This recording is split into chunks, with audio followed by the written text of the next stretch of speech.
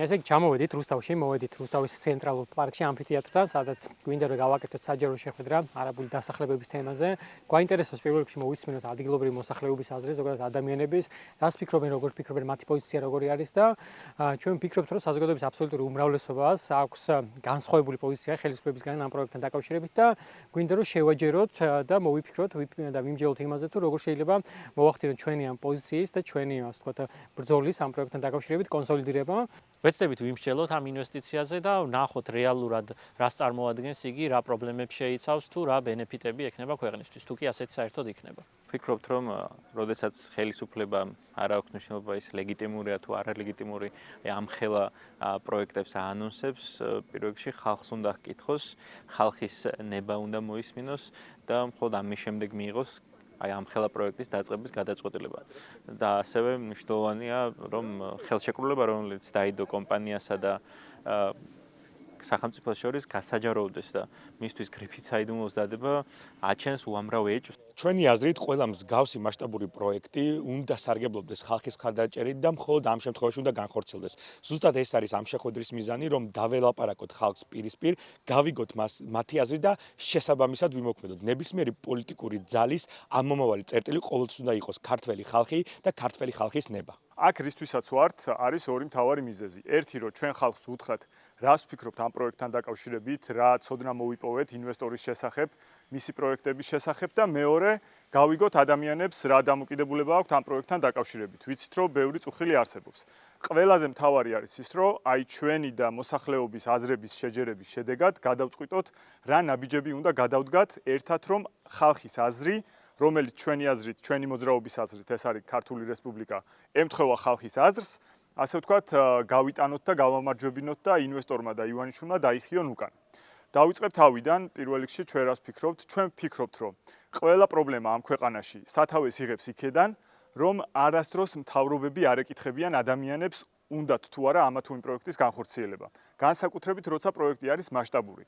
ვიცით, მაგალითად, ნამახვან ჰესე ადამიანებს სხვადასხვა დამოკიდებულება ჰქონდათ და სხვა მრავალი პროექტი იყო, მაგრამ ამაზე უკეთესად ისაუბრებს ჩემი გუნდის წევრი ლევან ნიშნიანიძე.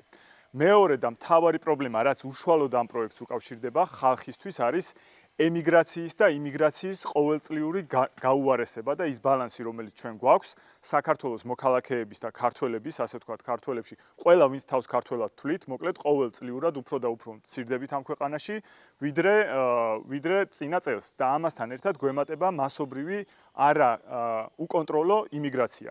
ვიცით, რომ ამ პროექტის შედეგად, მათ შორის აი მაგალითი რომ მოვიყვანოთ, ბელგრადში, სადაც გონიოზე 100 ჰექტარით ნაკლებ ტერიტორიაზე შენდება ასეთივე პროექტი, ზუსტად იგივე სახელით, სხვათა შორის ბელგრად Waterfront ქვია და ჩვენსაც ქვია თბილისი Waterfront. 10,000 საცხოვრებელი არის გათვალისწინებული. 100 ჰექტარით ნაკლებ ტერიტორიაზე. ჯამში 180 ჰექტარია თუ არ ვცდები იქ და ჩვენთან კრწანიში და გონიოში ჯამში 850 ჰექტარამდე ტერიტორიაზე შენდება. შეგიძლიათ წარმოიდგინოთ რა სხვაობაა მასშტაბში და იქ თუ 10,000 საცხოვრებელი ბინაა, აქ რამდენი საცხოვრებელი ბინა იქნება. თვითონ ინვესტორმაც დაადასტურა, რომ პირველ რიგში უცხოელებზე იქნება გათვლა, იმიტომ რომ ყველა ხვდებით, რომ ქართველებს მაგის შესაძლებლობა აღარ გვაქვს, რომ ოროთახიანი კი არა, ერთოთახიანი იყიდოს ახალგაზრდა წყვილებმა და შესაბამისად უკვე აშენებული პროექტები, რაც ბათუმსა და თბილისში ხორციელდება, ისედაც გათვლა მათი არის უცხოელებზე. თქვენ შეხვედრიათ ალბათ რუსულენოვანი რეკლამები, როგორ არეკლამებენ და იზიდავენ უცხოელებს, რომ შეიძინონ ინვესტიცია აქ. და ეს მშენებლობის, ასე ვთქვათ, პირამიდა არის მთავრობისთვის სტანდარტული ნომერ პირველი ფულის შესავსები თავისი ჯიბის კორუფციული მექანიზმებით, მათ შორის შესაძლებლობა. ასეთივე შესაძლებლობა არის ჩვენი აზრით კრწანისის და გონიოს ამბავი. ამიტომ ყოველწლიურად, როცა ქართველები უფრო და უფრო მეტად ტოვებენ საქართველოს და იმის ხარჯზე, რომ უბრალოდ ხელოვნურად გააჩინონ მოთხოვნა და ჩამოიყვანონ უცხოელები, ვინც უბრალოდ აი ამ ქვეყნის სილამაზით და ასე ვთქვათ, კარგი ბუნებით და საცხოვრებელი პირობებით დატკბებიან, ეს არის ხელოვნურად შექმნილი დიდი საფრთხე, რომელიც ჩვენს მათ შორის სახელმწიფოს პოლიტიკური ინტერესების წინააღმდეგ შეიძლება მიდიოს, შეიძლება კი არა აუცილებლად მიდის. ეს ცოტა უფრო ფართო ამბავია, მაგრამ ამაზე სხვა დროს შემიძლია ვისაუბრო, რატომ თვლი, რომ ეს არის საფრთხე.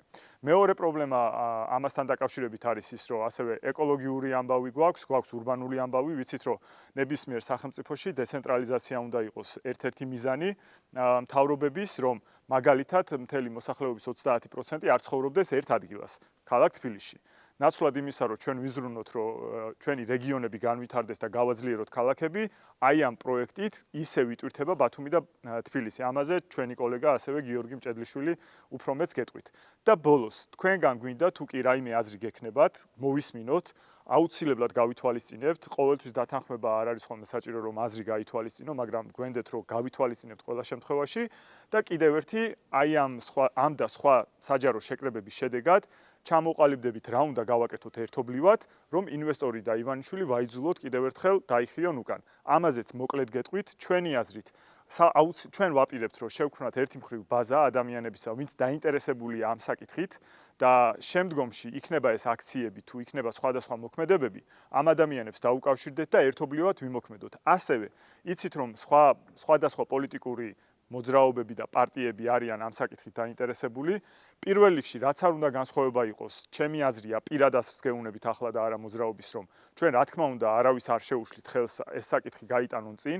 ზოგჯერ შეიძლება ჯობდეს, რომ ორი სხვადასხვა ძალა ერთად დგომის ნაცვლად ცალ-ცალკე მოქმედებდეს, იმიტომ რომ საქმესაც ასე აწყობდეს, მაგრამ ყოველ შემთხვევაში ვისთანაც შესაძლებლობა გვექნება, ყველასთან ვითანამშრომლებთ მაქსიმალურად, იმიტომ რომ ეს არ არის უბრალოდ რაღაცა პოლიტიკური საკითხი მხოლოდ.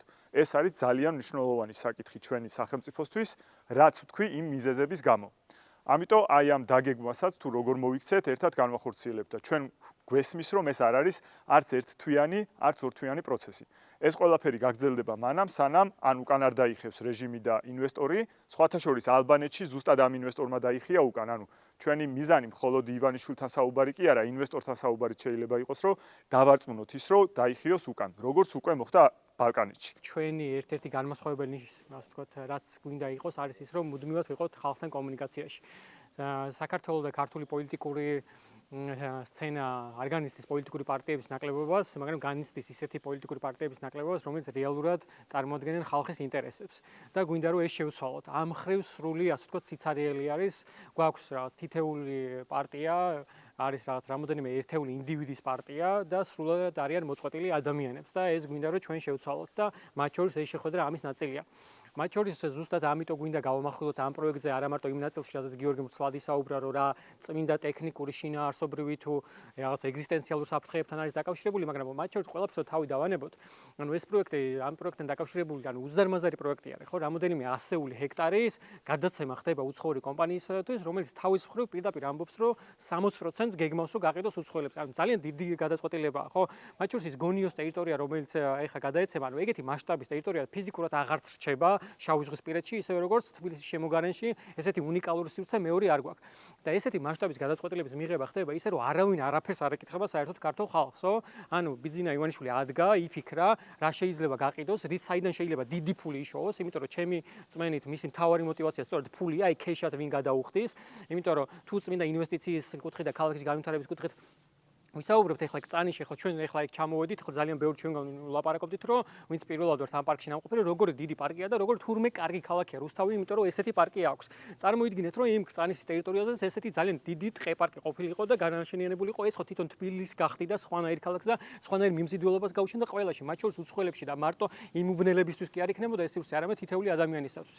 თუმცა იმის მაგივრად რომ ეკითხათ საზოგადოებისათვის და ერთად მიგვიღო გვემჯელა, რომ რა გვინდა რომ იყოს თუნდაც ეს დიდი რაც ბეტონის შენობები აშენდეს თუ გვინდა აქ გაშენდეს თუნდაც ესეთი პარკი, პირდაპირ ადგენენ და გადაწყვეტეს ისე რომ არც ჩათვალეს, რომ საერთოდ ღირს ამ საკითხზე მსჯელობა. ნუ მე აქცენტს გავაკეთებ მიგრაციის საკითხზე, რაც ამ პროექტს თან ახლავს.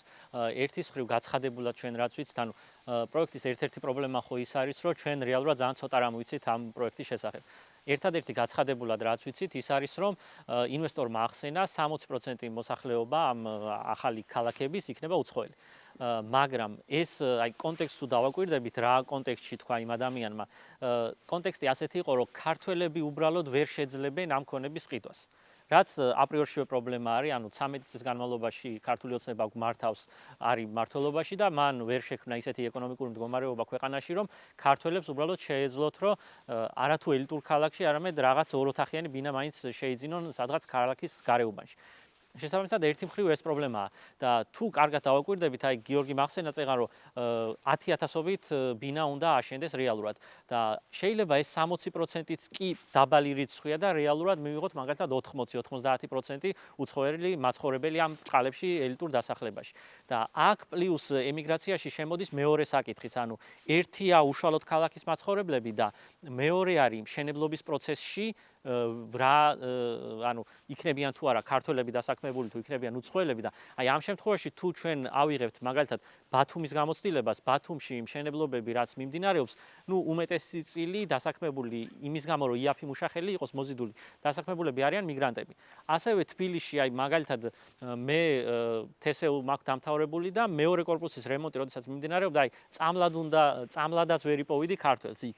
დასაქმებულს რა, ანუ იმიტომ რომ ეს იაფი მუშახელია, ასე ვთქვათ, მიგრანტების კუთხით. შესაბამისად, მეორე მხარე ემატება მიგრანტებს ის, რომ უშუალოდ მშენებლობის პროცესი და ასევე მესამე მხარე არის მიგრანტების მიმართულებაზე, რომ დასრულდა ქალაქი, ვთქვათ, გვაქვს რაღაც ელიტური დასახლება და ამ ელიტურ დასახლებას სჭირდება მომსახურე პერსონალი.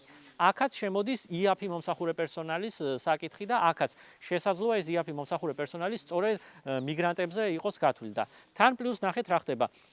ეს ორი დასახლება ერთ შემთხვევაში კრწანისის დასახლება არის თბილისსა და რუსთავის შორის. შესაბამისად, თუ კი ეს დასახლება არის ელიტური, სადაც ნუ ძალიან ძვირადღირებული ბინებია, ძვირადღირებული სასტუმროებია, სად უნდა განთავსდეს ეს იაფი მომსახურე პერსონალი? რა თქმა უნდა, ისევ ემატება თბილისს და რუსთავს.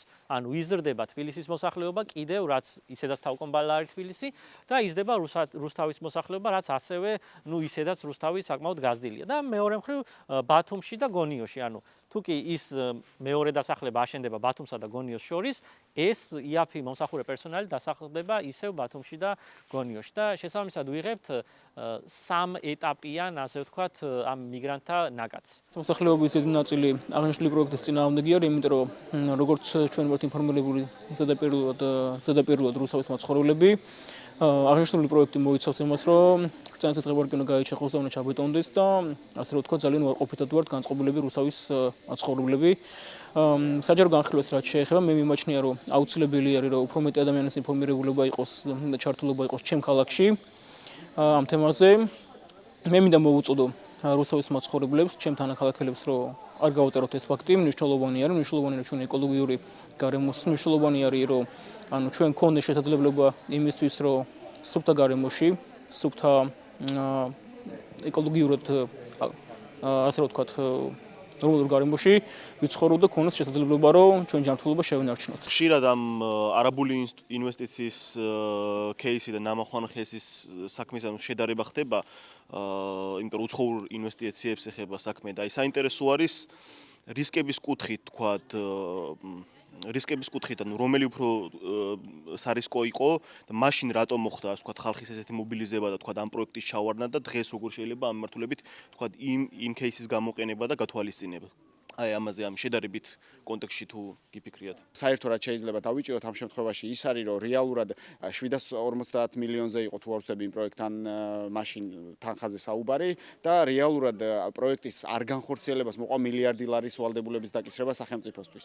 და როდესაც საუბარია 6.5 მილიარდ დოლარზე ინვესტიციაზე, ანუ ამ შემთხვევაში, როდესაც დეტალები არ ვიცით პროექტის, რა შეიძლება მოყვეს იმ პროექტის გაუქმებას, ანუ სახელმწიფო რა შეიძლება სახელმწიფოს ვალდებულება დაეკისროს, მით უმეტეს იმ პირობებში, რომ ჩვენი ბიუჯეტის თითქმის ნახევარია, ხო, 6 მილიარდი დოლარი, ჩვენი ბიუჯეტის თითქმის ნახევარია, ხო, და რა პასუხისმგებლობას იღებს სახელმწიფო, რა ვალდებულებები ეკისრება იმ შემთხვევაში, თუ პროექტი ვერ განხორციელდება და შესაბამისად სახელმწიფო პასუხისმგებლობა რა შეიძლება იყოს, აი მაგ კუთხით შეიძლება რომ ვიმსჯელოთ და მაგ კუთხით კიდევ უფრო მეტად მოვითხოვოთ, რომ საჯარო იყოს პროექტის ყველანაირი პირობა, ხო, მით უმეტეს ახლა როდესაც სახელმწიფო პასუხისმგებლობაზეა საუბარი და სახელმწიფო მიწაზეა საუბარი, თან ვიცით, რომ ეს მიწა რეალურად 2010 წლიდან თუ არ ვცდები საპატრიარქოს საკუთრებაში იყო, კრწანისის ტყეებზე კონკრეტულად საუბარი რა და ამიტომაც აი რომ რეალურად საპატრიარქოს ჯერჯერობით ჩუმად არის, თუმცა საზოგადოების რაღაც ნაწილი უკვე რაღაც ღიად საუბრობს და საჯაროდ საუბრობს იმაზე, რომ საპატრიარქოს აზრი აინტერესებს და